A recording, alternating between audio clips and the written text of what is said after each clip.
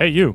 Want to see some blind bags? There are dozens of waves and hundreds of figures, but this is the first right here. This is wave 1 of the My Little Pony blind bags from G4, obviously. Just like the Series 1 trading cards, I have all of the wave 1 blind bag figures, and also just like the trading cards, that is technically a lie for reasons we'll get to. I've got something pretty exciting, actually. I've got an unopened one right here, so we're going to open that up later. But yeah, over in this corner, I've got my very first, not only very first blind bag figure, but very first pony figure. This is the very first piece of merchandise I've ever gotten for My Little Pony. Between that and just the early collection mentality, this is a very sentimental thing to look at today for me. I found the email receipt for this. It was April 2012. For the first few years of me being a brony, I would just carry her around with me as some kind of trinket. I don't know. It was just nice to have a piece of pony with me. This was part of my everyday carry, just to keep a little dashie in my pocket. These things are so old.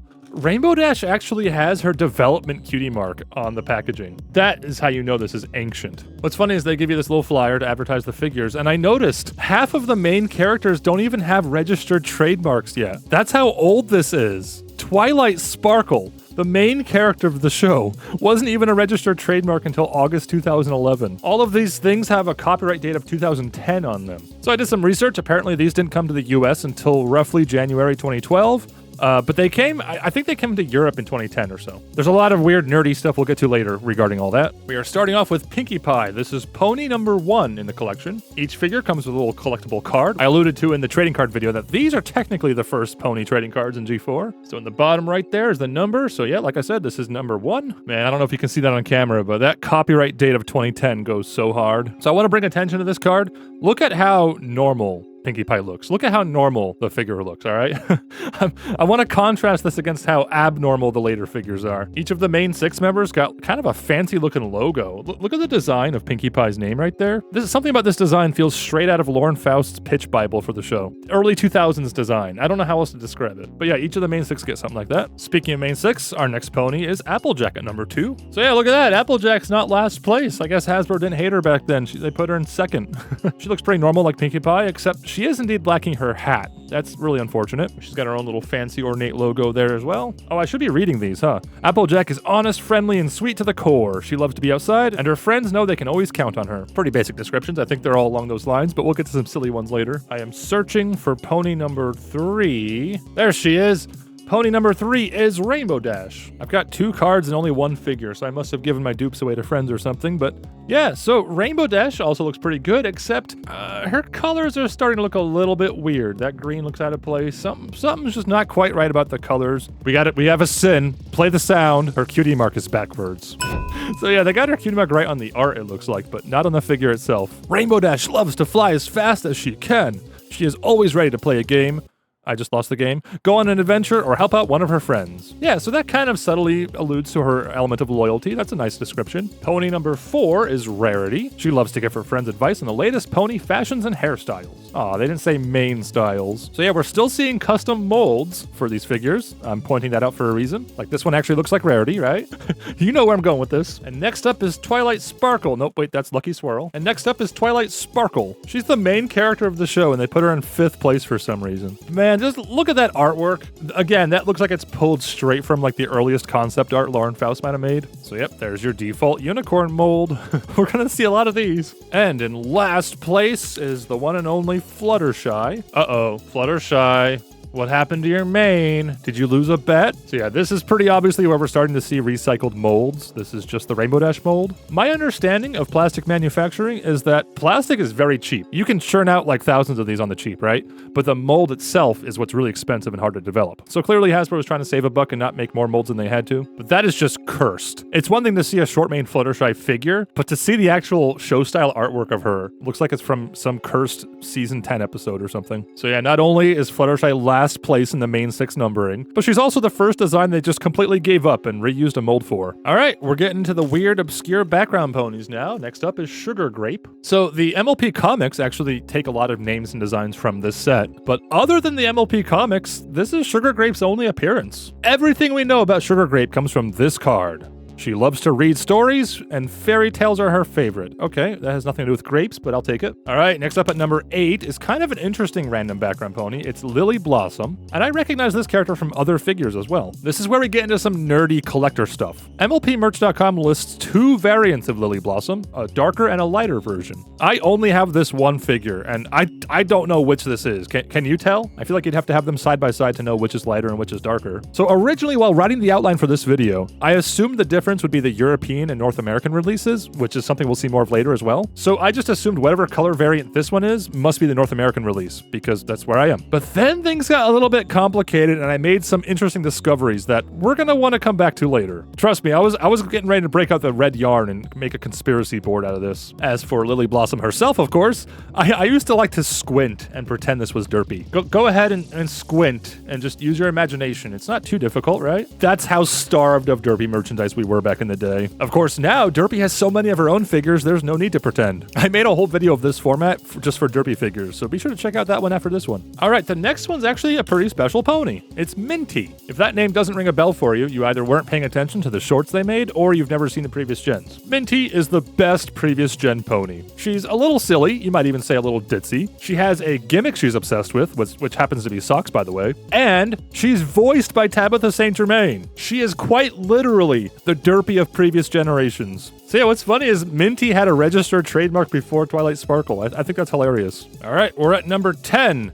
Look at this mare. She is clearly obsessed with bees. What bee-tastic descriptions will we find on her card? Bumblesweet is very polite. She loves to talk to every pony and always has something nice to say. Thought for sure that'd be bee-related. All right, now number 11 is kind of an interesting character too. This is Fizzy Pop. Now, why do I think she's so interesting? Well, look at her. I think this is the progenitor to Fizzle Pop Berry Twist, also known as Tempest. Maybe OG pony collectors and previous gen fans can correct me, but I think this is the origin of Tempest. Fizzy Pop loves to blow bubbles as big as she can, but her favorite part is watching them pop. This is a mare who loves destruction. So number 12 is Flower Wishes. This is not a pony I recognized at first, but then I realized this is Daisy. Daisy appears a fair amount in the show. She's one of the flower ponies in Slice of Life, for example, and she even had a speaking role. However, I for one will always remember her as the Ponyville pot dealer. Speaking of the flower ponies in Slice of Life, we got number 13 with Roseluck, another background pony with many appearances throughout the show, and the true companion to Dr. Hooves. Roseluck loves to pick pretty flowers and wear them in her hair, but unfortunately that was beyond Hasbro's budget, so she's got to go flowerless. This is number 14. We have Sweetie Blue. This sounds like the name you use after you've run out of ideas. This is the sad version of Sweetie Belle. I don't think this pony even has a wiki entry. She's a complete nobody. Poor Sweetie Blue, no wonder she's so blue. Nobody knows who she is. And I think the same is true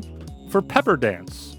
No pony knows who she is either. At least her name is a lot cooler than Sweetie Blue, or hotter if you will. Pepper Dance loves to race with her friends. She's always ready for a challenge. Wait, that has nothing to do with peppers. Oh, I guess maybe she does like a hot chip challenge or something. All right, number 16. I'm thinking maybe due to one particular episode, this could be one of the more famous of the ponies. It's Lemon Hearts, and that looks nothing like her appearance in Amending Fences. It's just one of the rarity molds. I think we'll all remember her as the pony who got her head stuck in the flask. Lemon Hearts is loving and kind. She always takes time to show her friends how much she cares. Yeah, okay, clearly they're running out of things to write in these cards. Here's another pony I thought was exclusive to these cards. It's Cherry Spices, but no, she actually appears in the show. Wow, what happened here? I apparently mangled this card. I don't know what happened here, but clearly she had some kind of adventure while in storage. Number 18. It is Sweetie Swirl. We're just combining other names, it sounds like. Dang, how many Sweeties are there? We got Sweetie Belle, obviously. We just saw Sweetie Blue, and now we got Sweetie Swirl. Sweetie Swirl loves ice cream. Instead of choosing between 2 flavors, she swirls them together. She's a filthy fence rider. Now we've got Lucky Swirl.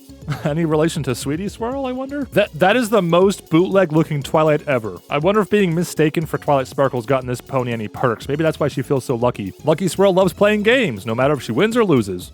I just lost the game. Number 20. We're getting to the end here. We got Sweet Cream Scoops. That's a mouthful of a name.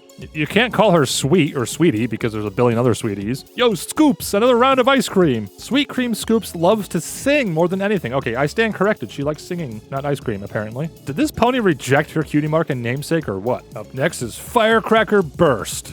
Finally, a pyromaniac pony. All right, we're so close to the end now, we actually get the glitter ones. These are the special edition ones. I forget what they would call them. They're like chase trading cards or something. So we got number 22, it's Pinkie Pie. It makes sense for a toy to have a special variant like this, but I think it's hilarious that the artwork looks different too. Like I can just picture this pony walking around Ponyville like some kind of haunting cryptid or something. Oh great, now the glitter's getting everywhere. It's just gonna be a permanent part of these videos now, I guess. If you ever see this glitter in a future video, you know why. That brings us to number 23. I'm gonna try not to take them all out this time. I don't want any more glitter on my desk. But yeah, number 23 is Glitter Twilight. Okay, here's another nerdy collector tidbit. In Europe, the special edition Twilight Sparkle was pink, not purple. Alas, I've been searching for the pink variant for 14 years, but never found one I could afford. Actually, I don't even know if I ever found one, period. Now, there are similar looking figures from later waves that might be somewhat pinkish, right? So it can be really difficult to tell the difference and know that it's actually wave 1. And finally, that brings us to Glitter Rainbow Dash. I think it's very fitting to end the figure lineup with the one we started with. Rainbow Dash loves to fly as fast as she can. She is always ready to play a game. What is it with this card trying to make me lose the game? But there, that's a good before and after. Like I said, I used to carry this one around for multiple years of being a brony. And then this one, it's like practically new in a bag. I was just a teenager with no money, so it was the cheapest pony merch I could find online. Another reason these were so sentimental to me is because these blind bags were the thing that forced me to explain what a brony is to my parents and siblings, because I couldn't keep these hidden for long, and they were also curious why I was getting so many packages in the mail. So yeah, a lot of history, a lot of personal, sentimental history wrapped up in this figure. That's all the figures, but we got some unfinished business. Before I open this up, we gotta talk about secret codes. Because I'm a weirdo who can't throw things away, I saved all of the bags, or at least most of them. So on the back of the bags, they stamp numbers. Initially, in the first release, they just stamped the number of the pony. Maybe even see that from here on camera. That's just, what is this, number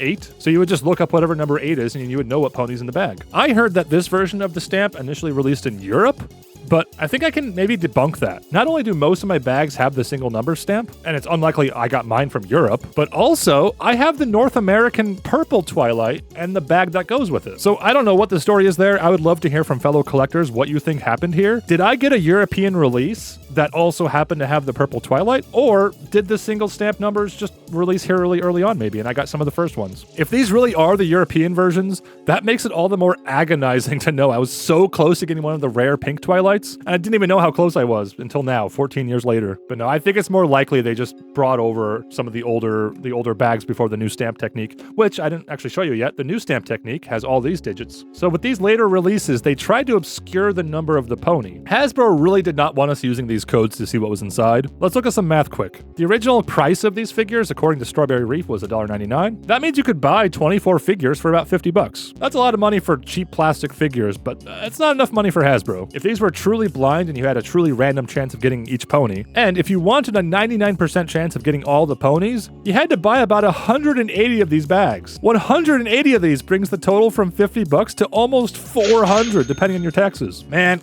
gambling mechanics for My Little Pony is such an evil and such a genius idea, it's actually impressive. Anyway, back to the codes. The numbers, Mason, what do they mean? On these later releases, the first, the third, and the fifth numbers don't mean anything. They're just there to make the code look confusing and try to convince you to buy 180 of them. So it's actually the second and fourth number that actually numbers the pony inside. For example, this one has 2 and a 5, so this is pony number 25. So if the copyright date is accurate, this bag's been sealed for over 16 years waiting for this moment. Wait a minute, hold on.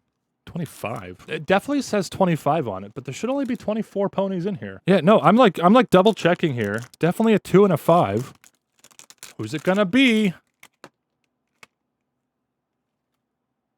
Black Rainbow Dash? Okay.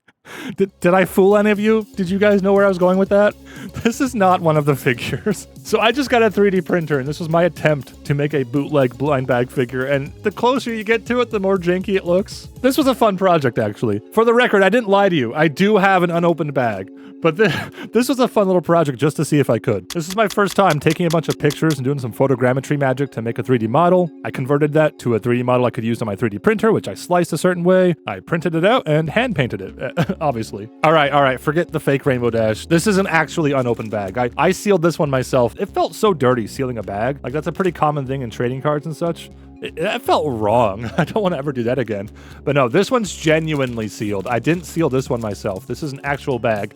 And as I described earlier, we can tell this is number 24. So I did know which one I was going to get. There is no surprise to be had here. At least I hope there's no surprise to be had here. If this is not the glittery Rainbow Dash, I'll be kind of upset.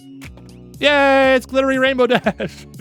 So this is my oldest piece of pony merch, and this is now officially my newest piece of pony merch. Wait, actually, there's something on her eyeball. Hold on. There's definitely something on her eyeball, and I don't think it's part of the paint. Oh no, what is that? Rainbow Dash, what happened? Is that mold? I don't know what that is.